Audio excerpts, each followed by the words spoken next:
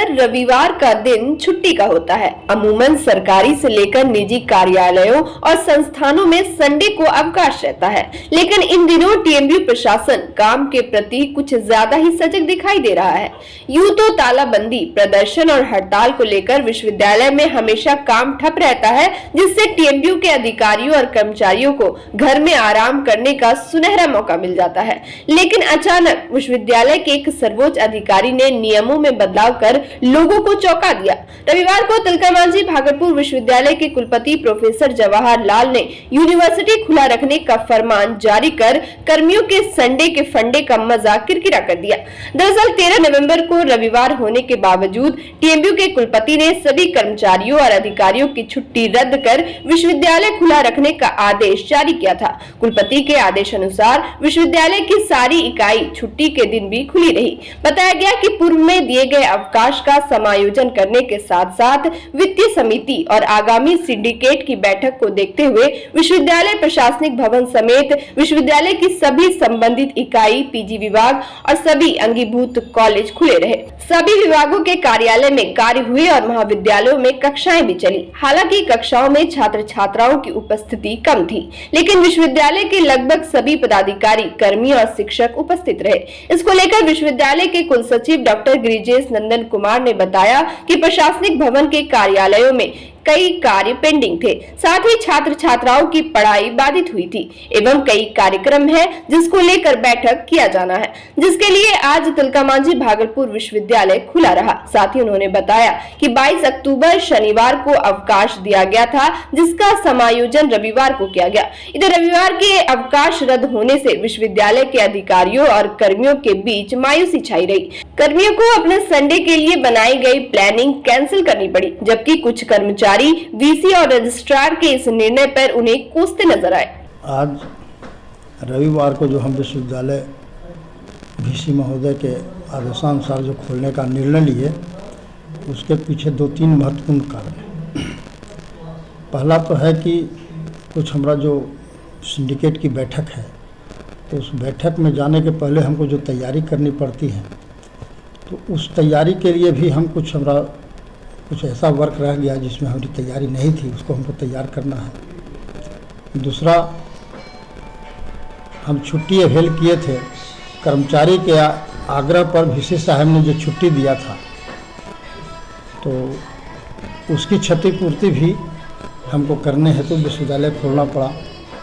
कुछ क्लास वगैरह भी कुछ ऐसा था जो पीछे चल रहा था, उसके लिए भी हमने 1 दिन का समय दिया, जो कि आप कहीं अगर कोई कोर्स कम हो गया, कोई नहीं पूरा हुआ है, तो उसकी क्षतिपूर्ति भी हो जाए ताकि विद्यार्थियों को कुछ फ़ायदा हो जाए।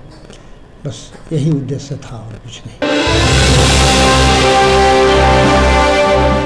भागलपुर के मिर्जान हाट वारसलीगंज में प्रेम प्रसंग कर शादी रचाना एक युवक को महंगा पड़ गया। मिर्जान हाट निवासी 17 वर्षीय काजल और 20 वर्षीय यश ने घर से भागकर राजकोट जाकर एक मंदिर में प्रेम विवाह रचाया था। दोनों खुशी खुशी एक साथ रह रहे थे। कुछ महीने बाद काजल अपने मायके चली आई और वापस अपने ससुराल लौटकर नहीं गई। वही लड़की काजल की मां ने यश पर अपने नाबालिग बेटी के अपहरण का केस दर्ज किया था, जिसके बाद पुलिस ने यश को 18 अप्रैल 2022 को मामले में जेल भेज दिया था। इधर यश की मां अपने बेटे की रिहाई के लिए दर-दर भटक रही है। यश की मां सोनी देवी ने कहा कि उसके बेटे ने कोई गुनाह नहीं किया है। यश और काजल दोनों ने अपनी मर्जी से प्रेम विवाह किया था। यश की मां अपने बेटे की रिहाई के लिए हर रोज उच्च पदाधिकारियों के कार्यालय का चक्कर काट रही है। साथ ही यश की मां का कहना है कि काजल और उसके परिवार वाले जमीन उनके नाम करने की बात कह रहे हैं। मेरा बेटा को सेंट्रल जेल में मणिकांत का बेटी जो है काजल कुमारी जो है जेल कर दिया, और हमको हाथ लगा रहे हैं, सबसे निवेदन कर रहे हैं कि मेरा बेटा को जो है जेल से निकाल दिया जाए। मेरा बेटा उसको लड़की से शादी ब्याह किया, लेकिन जो है ना वो लड़की कहती है कोर्ट में बयान दे करके कि लड़का जो है ना, हम 15 दिन दोस्त था, हम घूमने फिरने गए थे, लेकिन जो है ना वो कह रही है कि हमारा वो रिश्तेदार है दोस्त। मामला ही है कि हमारा बेटा से वो शादी की और फंसा रही है कि जगह जमीन लिखो तब तुम्हारा बेटा को छोड़ाएंगे, नहीं तो नहीं छोड़ाएंगे। जगह जमीन मेरे नाम से नहीं है, और हम जो है गुहार लगा रहे हैं कि मेरा बेटा गलत नहीं है और शादी की है, तुम मेरे घर में रह सकती है बेटा पुतौ बन करके। लड़की नहीं रह रही है? नहीं रह रही है सर। और वो जो है ना उसका माँ हम पे कई बार 4 खेप जो है ना वार्निंग किया मरवाने का, और खुद बोली कि तुम्हारा बेटा को मरवा दे। कैसे गया जेल कैसे गया?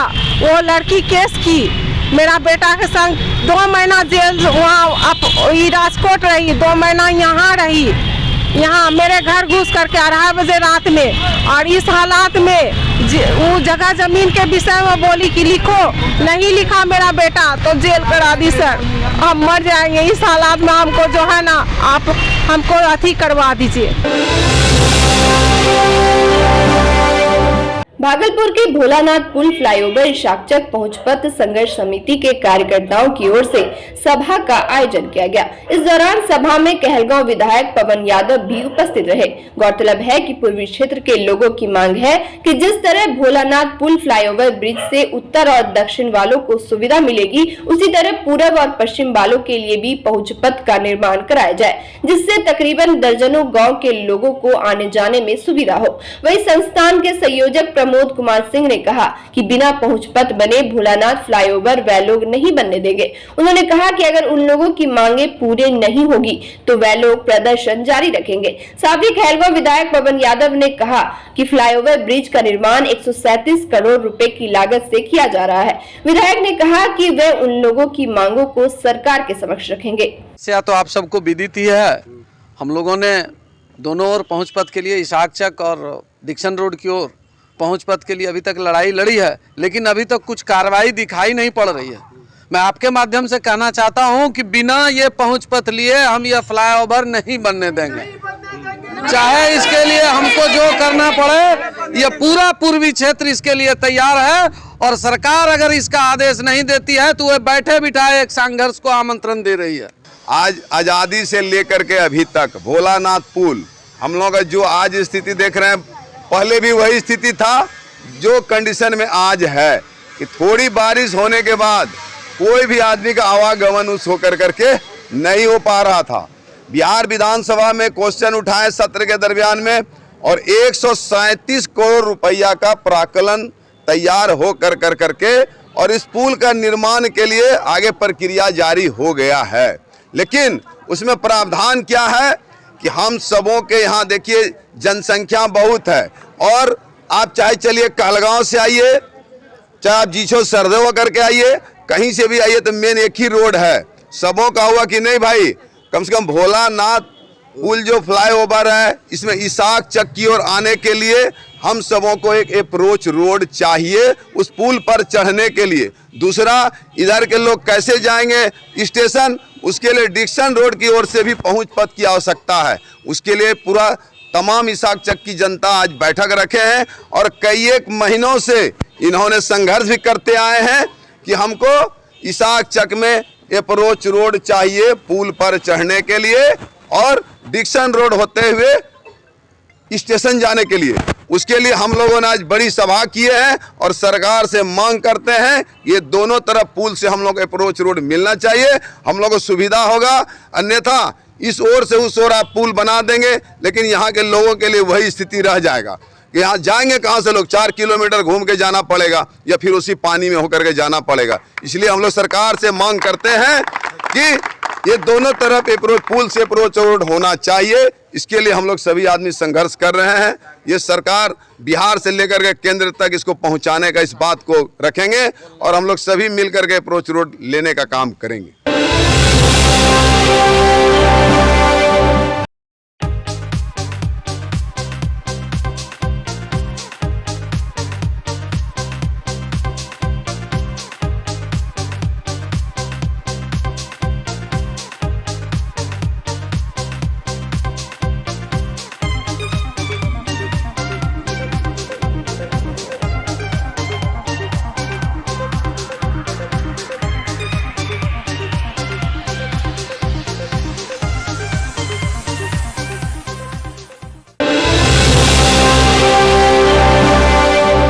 देश में कोई भी प्रतियोगी परीक्षा होती है तो उसमें सबसे ज्यादा बिहार के छात्र और छात्राएं आवेदन करते हैं और सफलता भी पाते हैं। वहीं बिहार लोक सेवा आयोग परीक्षा की तैयारी भागलपुर में कराने को लेकर रविवार को सराय स्थित कॉम्पिटेटिव एकेडमी में सेमिनार का आयोजन किया गया।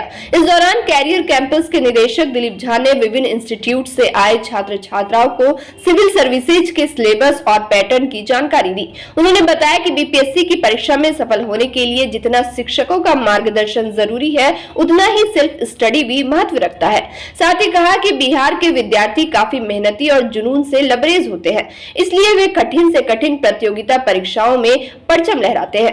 वहीं कॉम्पिटेटिव एकेडमी के डायरेक्टर मुकेश कुमार ने जानकारी दी कि भागलपुर में पिछले 5 वर्षों से उनकी संस्था छात्र छात्राओं को विभिन्न प्रतियोगिता परीक्षाओं की तैयारी करा रही है। उन्होंने बताया कि कॉम्पिटेटिव एकेडमी का सराय के अलावा आदमपुर और लालबाग में भी ब्रांच है, जिसमें प्रतिदिन 2200 बच्चे पढ़ाई करने आते हैं। डायरेक्टर मुकेश कुमार ने कहा कि हमारे यहाँ प्रतिदिन खान सर का लाइव क्लास होता है, साथ ही test series, current affairs, quiz, target batch और डेमो क्लास के माध्यम से शिक्षक छात्रों को मार्गदर्शन करते हैं। कॉम्पिटेटिव एकेडमी में मुकेश सर गणित, राजेश सर रीजनिंग और राकेश रंजन सर इंग्लिश की कक्षा लेते हैं, जबकि जीके जीएस पटना के खान सर पढ़ाते हैं। इधर एक दिवसीय सेमिनार में दिलीप झा सर ने बताया कि कैसे छात्र छोटे से शहर में भी रहकर बीपीएससी और यूपीएससी की परीक्षा में सफलता प्राप्त कर सकते हैं। मुकेश सर का प्रयास है कि भागलपुर के स्टूडेंट्स भागलपुर में ही रहकर बीपीएससी की तैयारी करें और सफलता पाएं। जैसा कि सर पिछले 5 साल से कॉम्पिटिटिव एकेडमी प्रतियोगिता परीक्षा की तैयारी कराती है। इसमें हमने ये भी फोकस किया कि बहुत सारे स्टूडेंट ऐसे आते हैं जिनको कि UPSC, BPSC, JPSC, state BCS की तैयारी करना चाहते हैं, बट भागलपुर जैसे जगह पे ये चीज़ पॉसिबल नहीं था। तो बार बार बच्चे का ये रुझान था कि सर तब तो फाइनली हमें पटना और दिल्ली ही जाना पड़ेगा। कुछ बच्चे पढ़ने में इतने अच्छे हैं बट घर की आर्थिक स्थिति उतनी ठीक नहीं है कि वो बड़े शहरों में जाकर अफोर्ड कर सके। इस विषय पे मेरा ध्यान केंद्रित गया और एक कैरियर कैंपस के एक बहुत अच्छे शिक्षक हैं दिलीप झा सर, उनसे हम पढ़े भी हुए हैं और इसके पहले भी हमारी उनसे लगातार बात हो रही थी। तो सर को मैंने बोला कि सर आप एक सेमिनार का आयोजन कीजिए ताकि बच्चे पहले उसके बारे में जान सके कि उसका सिलेबस क्या है, उसमें क्या पढ़ना है, क्या नहीं पढ़ना है। इसी में आज दिलीप सर हमारे इंस्टीट्यूट में समय दिए और उन्होंने बच्चों को बताया भी कि क्या चीज़ें पढ़ना है, क्या नहीं पढ़ना है। एक अच्छा मार्गदर्शन सर दिए और आगे उन्होंने यह वादा भी किया कि आने वाला समय में बीपीएससी की बैच भी बहुत जल्द हमारे कोचिंग कॉम्पिटिटिव एकेडमी में आ रही है।